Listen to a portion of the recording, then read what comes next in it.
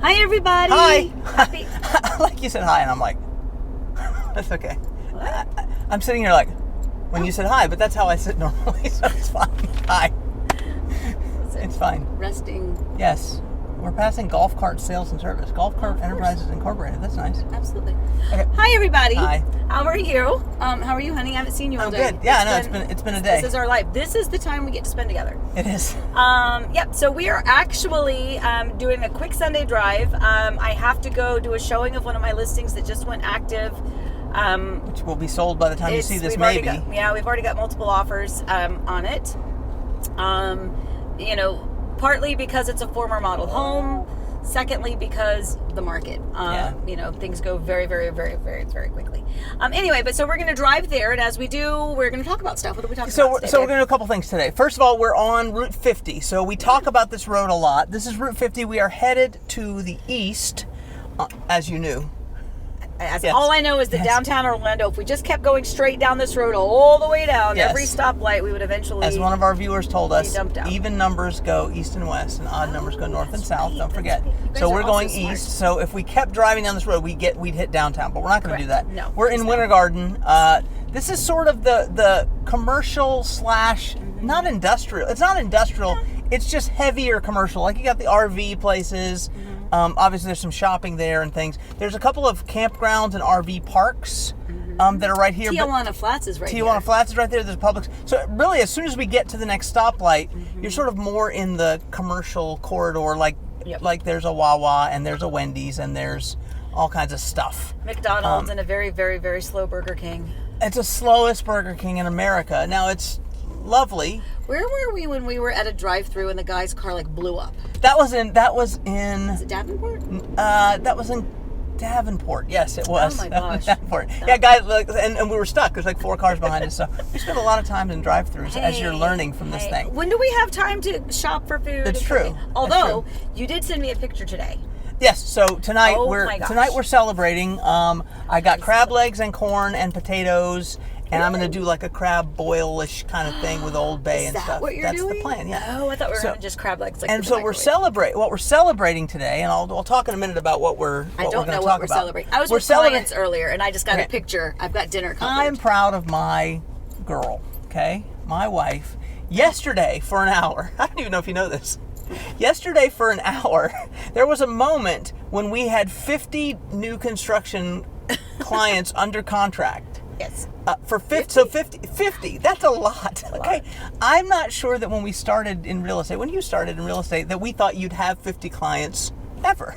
Well, 50 contracts, that's 50 a lot. But now, by the way, we had, as I said, for a minute, because one of them closed. Yeah, I was like... Amy was at the closing. Yeah, we closed one of the contracts got signed, so there was like an hour that she had 50 right, new and then we construction closed, contracts. so that we have to cross that off, right? So it's 49. Yeah, so it's not a contract anymore, it's now a closing. So we did write 2 more yesterday. Yes, Christopher and Anthony, though, congratulations. Yeah, that's a big deal. And Parker, yeah. Beautiful family, and gosh, I love your home. It's so beautiful. It's so nice. Okay, so anyway, so that's what we're going to celebrate tonight. That. So today we're going to go down the road because we're just kind of taking this opportunity to drive to Legado. Are we driving though, or are we stuck at a red light? Okay. So we're going to talk about Route 50, and what I'll tell you is Winter Garden Vineland Road is the next light, and Daniels Road is the next light. These are the 2 lights that determine your day. Yes. Can I just turn right here, or do you want me to go up to Fine, Daniels? yeah, it's fine. Okay, because I need to get us moving. Yeah. No, Winter Garden Vineland, we haven't ever shown people that road, so that's fine. Do that. But that's sort of what determines your day is you hit these 2 lights. And really, if you get stopped at one of them, you're getting stopped at the other one, and traffic is kind of bad generally. Yeah, but today we're going to do a little mailbag.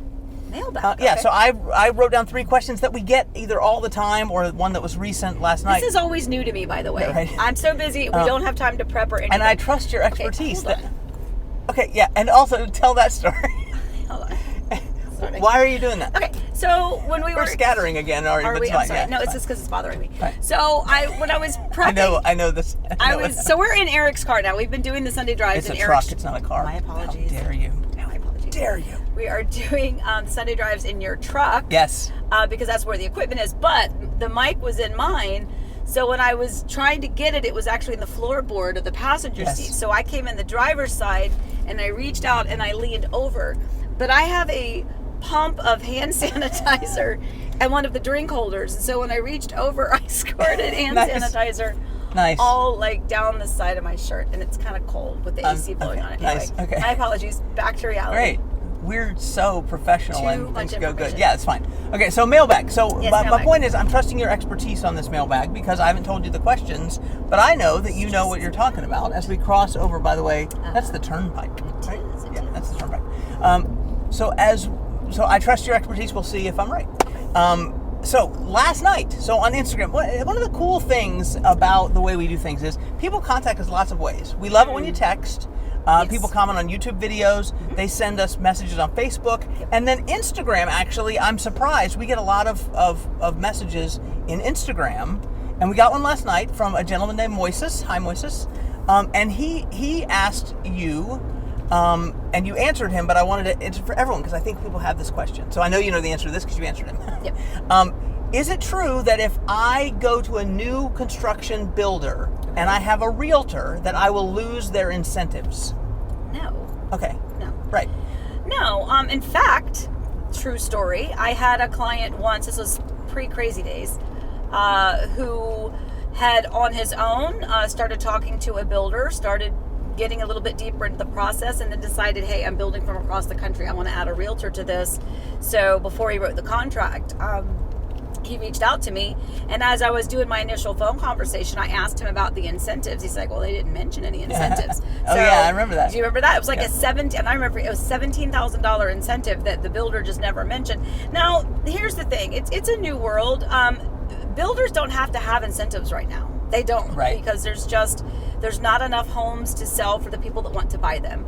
But if a builder ever tells you that you are going to get a better deal without a realtor, that should tell you a little something about that builder right there.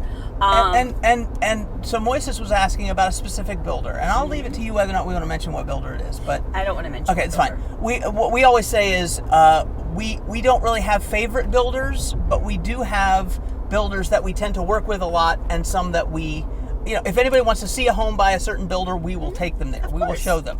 But if you ever look at sort of the things we do home tours of, or we feel like that's almost a recommendation of a product. So if you don't see a lot of home tours from a certain builder, you might be able to say, oh, okay, maybe that's it.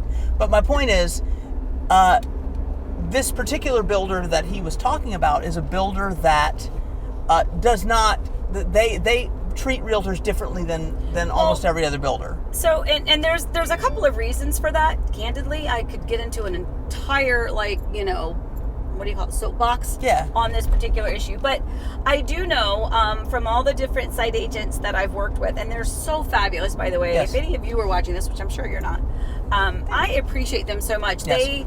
They represent the builder, I represent my client, but we all work together for the common, final finish line. And it's so pleasurable to work with some of them because I have such confidence in them.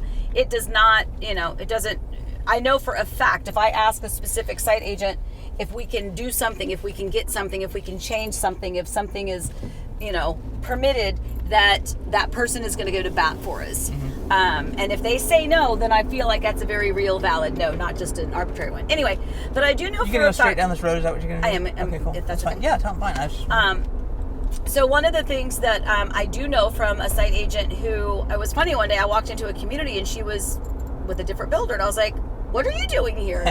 And we were just chatting for a little bit, and I don't know if she should have divulged it. Again, this was a few years ago, so times have changed, but she said she actually left the company because part of their business model was that if their site agent could get a client under contract without a realtor to help the buyer, that site agent actually got a bonus. Right.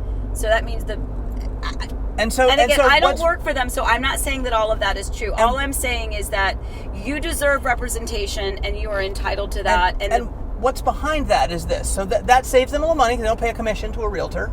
But the other part of it, and the part that we always, I think, suspect that's coming out of that is sometimes, something always goes wrong in the new construction process. Every time. And not in a bad way. It's a complicated process. It is. And so it's easier for a builder if you don't have an advocate. It's just easier. Of course. And it doesn't even necessarily mean that they are trying to sneak anything past you. It just means that they it's easier. Yeah. They would just prefer to make it easier. But for example, one of the examples that you gave Moises was the builder he was talking about charges a 1% builder fee, and that's just one of those things where if you have representation, now they're going to charge that whether you do or whether you don't. But it's nice to know that ahead of time before you contract, as opposed to you get to the end of the contract, you've got your heart set on this home, and you go, wait a minute, this $500,000 house is $505,000. Well, it's that part of it is just that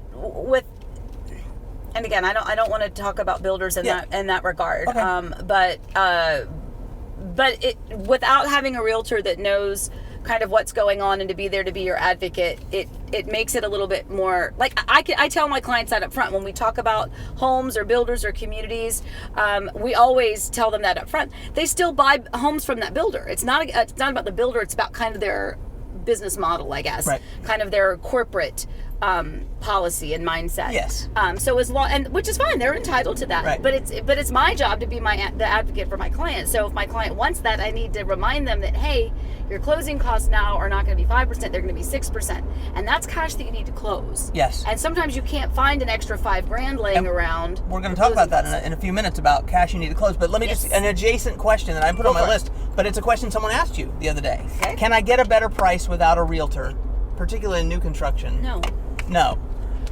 So it's the same thing. And by the way, that's just a hard no. We're not telling you that because we're realtors. No. The price is the price these days, especially. I had a phone call with someone yesterday asking me about, that they wanted a realtor to, work the deal for them. I'm like, this is not the market where deals are worked anymore. Yeah. Right now, we're actually working it the other way. What else can we give you, seller? Yeah. Well, and the value of a realtor, especially has always been, but especially these days, is expertise. Yes. Knowing the right places to go, knowing the right questions to ask, guiding you through the process. That's and by the way, for a buyer agent with representation, this is my soapbox moment. Okay. It's yours too. I know you're going to agree with me. It should never cost you a penny to have buyer agent representation, including, I think every brokerage charges a buyer. So we work, in conjunction with a brokerage. So we have to hang our license with preferred real estate brokers. Preferred real estate brokers charges a fee to buyers, but Amy pays that for you. She pays the fee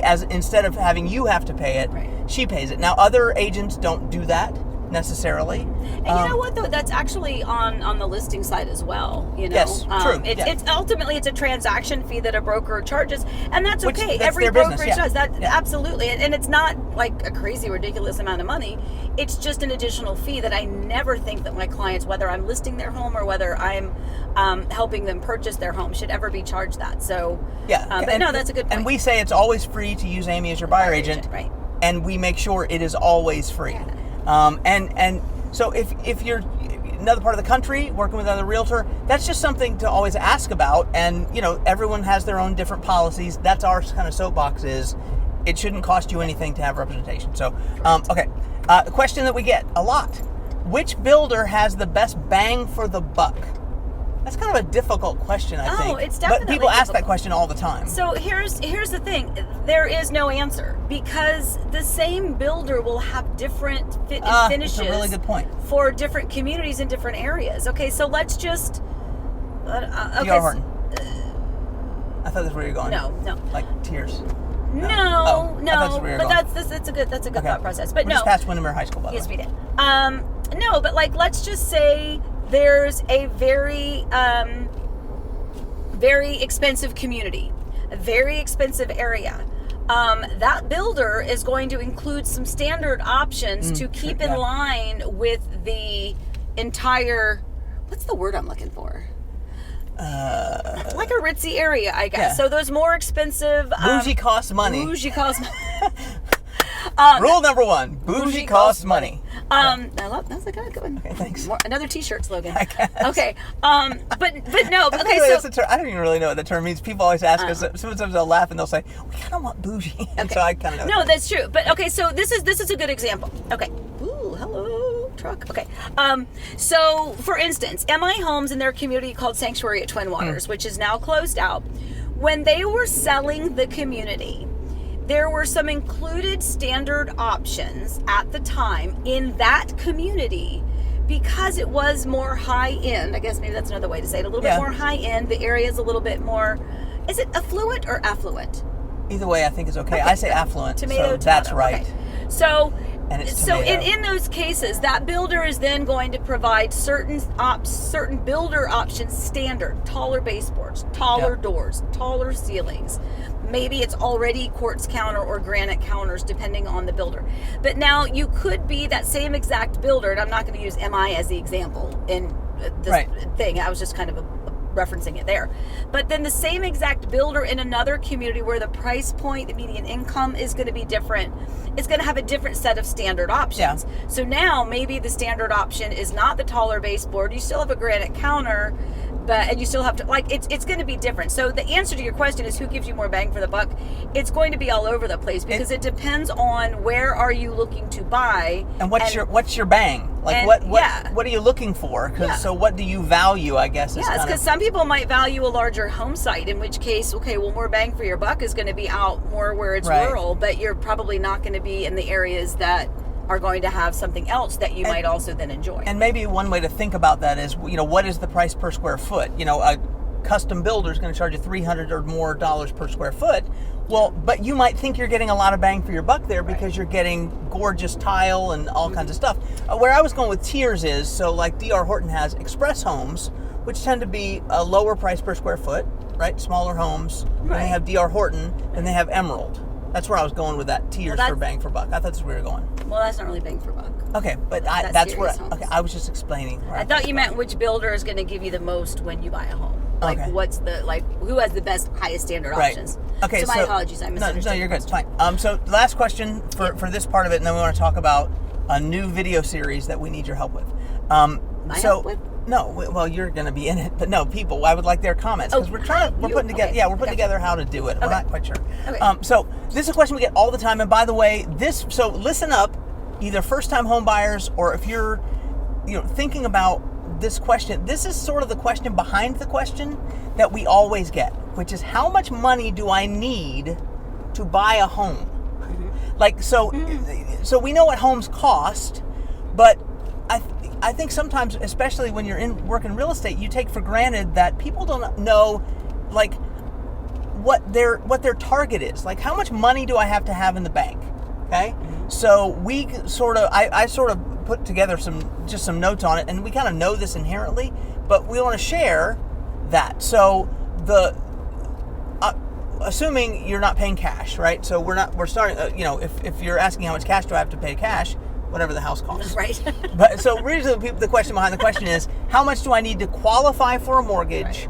And then, so that we've talked about before and we'll talk about again, but there are loan to income, debt to income ratios. 28% of your income should be going to housing, and they don't want to see like 40% or more of your your income going to debt, if that makes sense. But the sort of the lowest level entry on a mortgage is what? FHA loan. So an FHA loan, how much do you have to put down?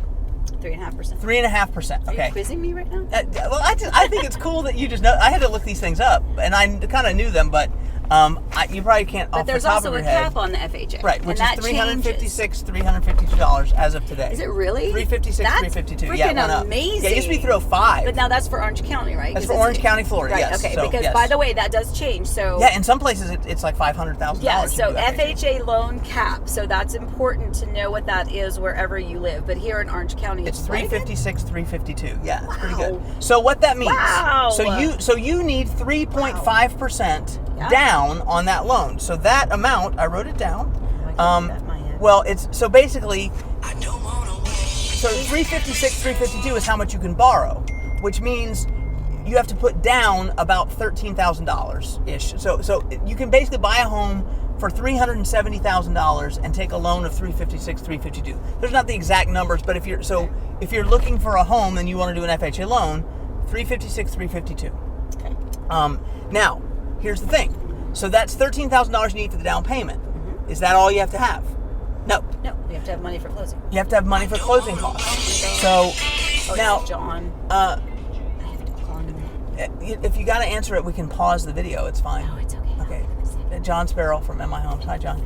We're going to call you back in a minute. So you need $13,000 for the down payment.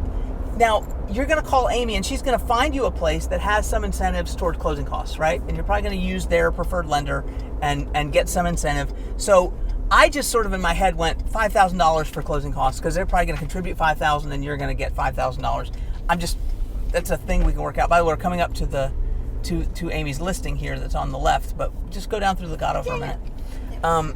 So we got $13,000 there, we got $5,000 for closing costs. Now here's the part that grabs you sometimes that people don't realize. You have to have reserves. So the mortgage company wants to see, oh, the dog's going potty. It's a cute puppy, but it's going potty. It's Sorry, we won't show that on the video. And he was going to clean it up, which was good. Of course it is. So $13,000 down payment, $5,000 or so for closing costs, and then you have to have about $5,000 in reserves. And what the mortgage company wants to see, I don't know if you're getting through there. I'm not getting through there. Okay. Back it up. Look at him doing a curb, though. That was kind of interesting video.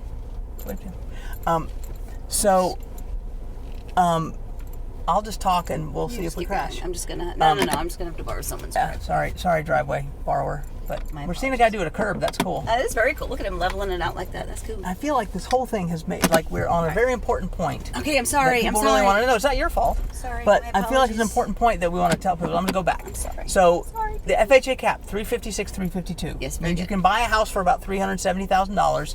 You need $13,000 ish for the down payment. It's 12 something. Okay. But $13,000 for the down payment. You need about $5,000 to $5,000 to $10,000 for the closing costs, and then you need reserves of another $5,000. Basically, you want to show that you can pay 2 months mortgage if you lost your job or whatever. You have to have that in the bank, and they want to. We're building a house right now, and they want us to show a lot more money in the bank than we actually need for the purchase of the home. So, because they want us to have the reserves. So, anyway, so that comes out to about $23,000. Okay, so think to yourself, if I have $23,000, I can buy a house. Now, we're kind of getting to the end of the video because we have to do a showing now, but I want to just share with you. I remember when we were trying to buy our first house, we did an adjustable rate mortgage. This is back in bad idea. Well, I mean, it wasn't at the time. It worked out okay, but adjustable rate mortgages, our mortgage, by the way, was 6%,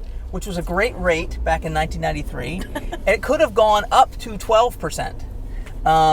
It never adjusted upward, thank goodness, but we knew we were going to move within a year or two, so it was never going to go up. But if everything had gone wrong, something could have happened. But so you have to think to yourself, I've got to have $23,000 in the bank. The key to remember there is $23,000 is a lot, but you can, if you have family, they don't care where the money comes from as long as it's documented where it comes from, and if you have the loan to debt rate, the debt to income ratios that are right. So I wanted to share that because we get that question all the time, and I think people sort of need a target. Now, can you buy a home with less money than that? Absolutely. By the way, you don't have to borrow at the FHA cap. You can buy a home for $200,000 and only have to put 3.5% down, which, as you know, is $7,000 because I did the math in my head right there. That was easy. So for a $200,000 home, you need to have $7,000 to put down, plus the closing costs, which will be lower because it's a lower loan. So we just wanted to give you a place to start there. Okay, good. So we're parked here outside the listing, which people can't see because it's on the other side. We don't have a camera over there, but that video is available online. But I want to just real quick, ask you about home for the holidays. So we have decided to do something that is new for us because we're gonna. Well, these videos are kind of personal, right? I know, right? These videos are kind of personal. We're gonna get really personal. We haven't talked a lot about. The camera fell again. I don't know what's happening there. Anyway, we haven't talked a lot about. We're building a new home. We mentioned that from time to time. We're going to show you. We're going to do a video series, and we're nervous about it because it's. Well, yeah. So we got our closing date, and our closing date is when? Help me. Our closing date is the Wednesday before Thanksgiving. Right. Which, ironically, though, 7 years ago on the Wednesday before Thanksgiving. It was the Tuesday before Thanksgiving. Was it? Okay, Tuesday before Thanksgiving. Tuesday before Thanksgiving. On a very rainy day. Horrible. It's a rainy day. It was. We're very grateful that we have a closing date because that at least allows us the opportunity to start to book and schedule. And we've had furniture and appliances ordered for months and months and months that now we can do dates for. But anyway, so we're on a quest to be home for the holidays. Is what we're on. That's where the name of it came from. So Home for the Holidays. For those of you that have watched the YouTube channel, the actual video home tours, we've done several of those over the past several years. Featuring new homes. This guy had a bright idea one year to do.